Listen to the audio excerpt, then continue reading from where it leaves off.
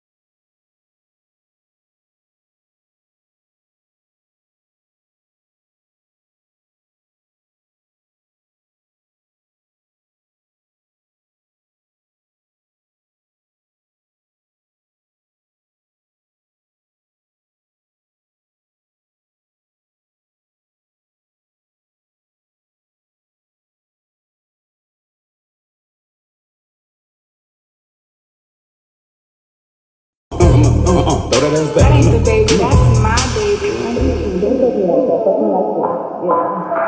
His prison is dead, hey. One of my most viral videos is my whipped feta and roasted tomato dip, but lots of people said they don't like tomatoes, so today we're making it with roasted olives. First, you're gonna crumble some feta and add it to a food processor with olive oil, cream cheese, water, and then we're gonna process and add some honey, salt, pepper, and some lemon zest. Process again. And then we're gonna add it to a bowl and we're gonna top it with our roasted olives. Look how good that looks. Full recipe on my Instagram, website, and YouTube. I just found out you can make gummy bears that are frozen fruit, and I feel like they aren't even bad for you then. I mean, like, it's part of like a smoothie in a gummy bear form. So, I'm gonna show you how to make it. First, I grab 1 cup of strawberries that are frozen, let them thaw so they aren't all icy when you put them into your blender, and then just pulverize them into a syrup, and then add them to a pot. And I'm going to take 1/3 cup of lychee nectar. You can just use water, but the lychee nectar tastes so good. And I add that in along with 1 teaspoon of lemon juice. This makes them taste really, really good. And 1 spoonful of honey. You don't really need the honey if you're using a juice or a nectar, but if you're using a water, I definitely would recommend it. And then I'm stirring that together on the stove and just whisking it all up, and then I'm adding 3 teaspoons of gelatin. Add a little bit at a time and just mix it up until it's all glassy on the stove, and strain it after to get all the strawberry seeds out, and then pour it into your little molds. You should spray your molds first. Mine lost some legs because I did not spray them with oil, but they set fine and they tasted so good.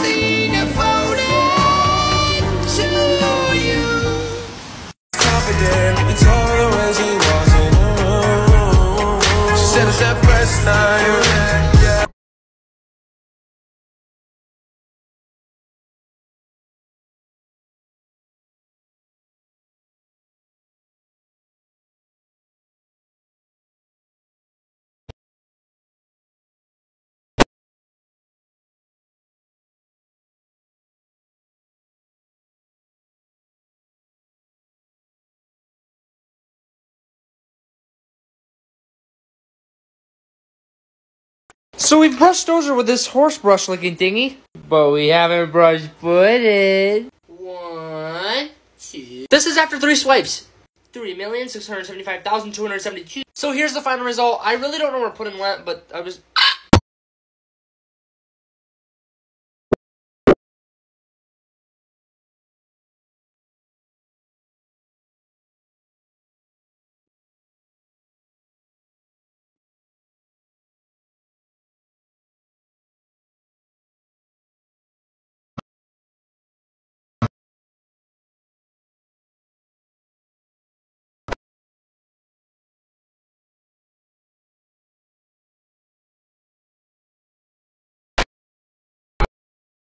I'm going to show you guys a really cool feature on this house that we're working on here. It's a pretty big house. So what they did to get from the front yard to the backyard is they go down these steps and it's a tunnel under the house and it leads to the backyard. And in the backyard, off to the left here is a basketball court, and then we'll make our way around here, and off to the right here you see what is going to be the swimming pool in addition to having a huge yard. So pretty cool setup.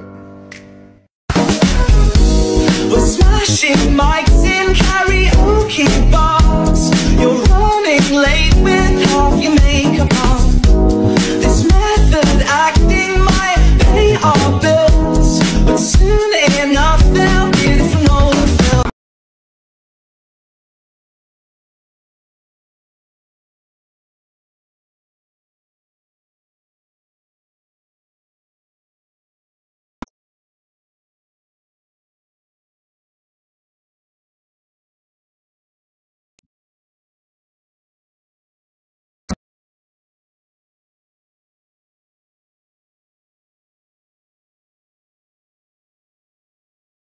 Come along with me on an epic 4-hour indoor brick.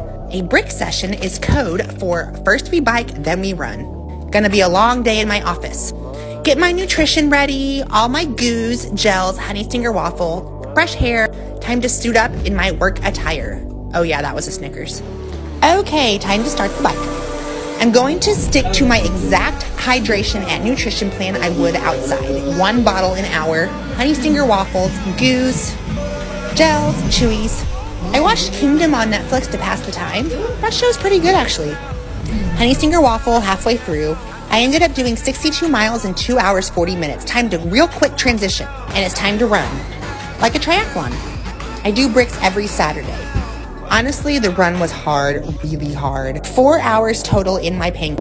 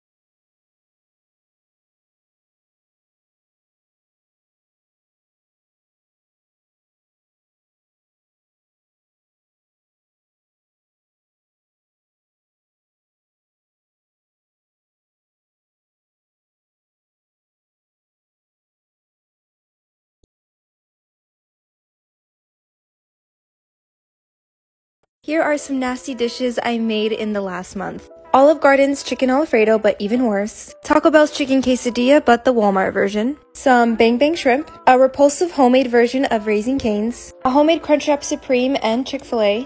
A really dry version of Gigi Hadid's pasta. And some Haddad cart, but I won't discuss you anymore.